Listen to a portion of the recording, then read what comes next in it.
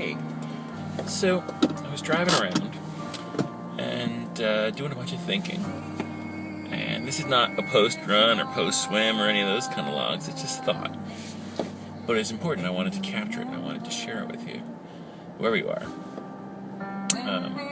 So there's this thing that I do it all the time. Every single day of my life, I spend some degree of time, be it a minute, an hour, or all day sometimes, in meditation and contemplation over something that I'm working on. I've been working on pain since about late August, so about 4.5 months now, about what it is, why we have it in our lives, what it means, why it's vital, what to do about it, what to do with it. A couple of things I've already managed to figure out. One is that while physical pain is terrible, mental and emotional pain is a dozen times worse. And that all pain is transient, but can be extended.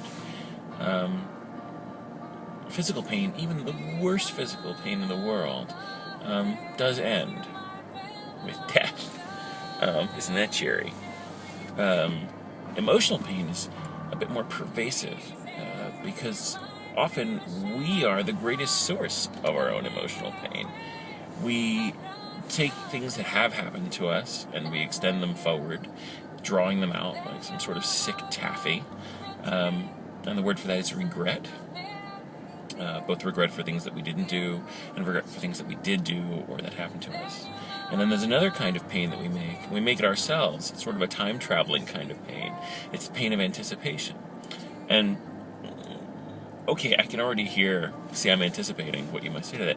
Anticipation isn't a bad thing. It's a wonderful thing to, look forward to a nice dinner or to getting a present or look forward to going to see a movie that's coming out. You know, you build up this picture in your head of how amazing it could be, whatever the circumstance or the experience is. And then you get there to that experience, whether it's a present you get or a meal you eat or a place you go or a trip you take or whatever it is.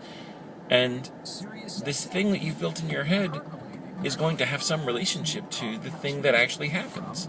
Maybe the meal is not as good as you thought it was going to be. Maybe it's better, right? And this is sort of one of those Pascal's wager kind of things.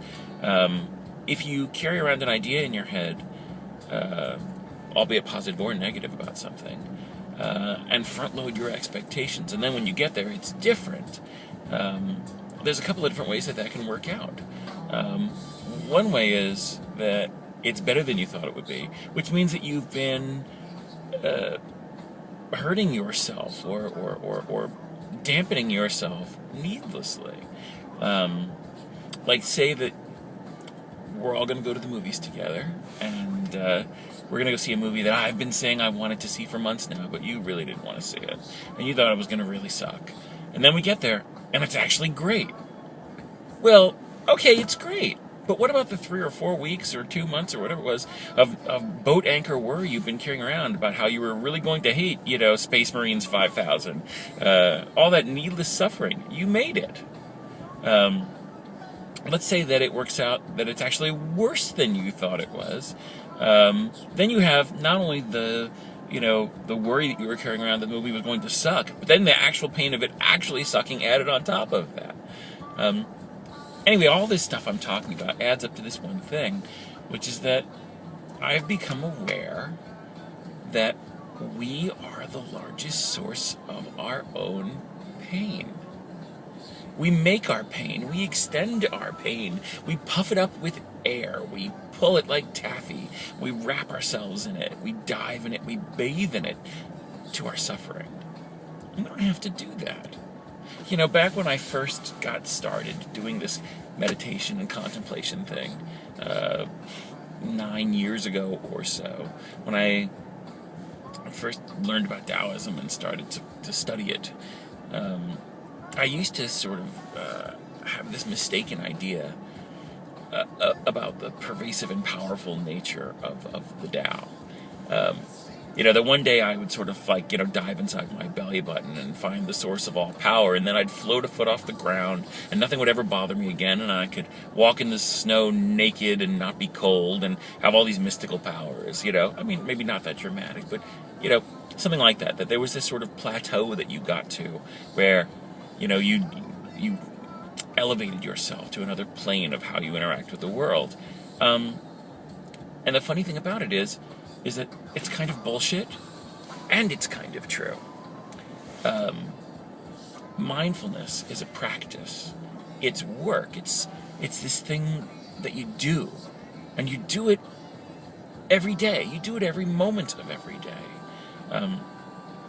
Just this morning, I got a little financial surprise, a bad one, in my email, and then I got a matching one that canceled it out in our mailbox today.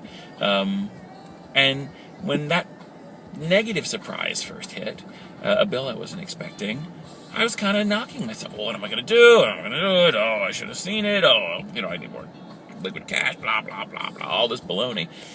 And then I got in the shower and stopped thinking about it and agreed that I would just do whatever was possible for me to do to deal with it. And then about an hour later, I got this surprise check that canceled it out. Literally almost down to the penny. I had two sources of income come in that I wasn't expecting, and zero-sum game. That's actually why I'm in the car. I'm running around depositing a check to go pay a bill.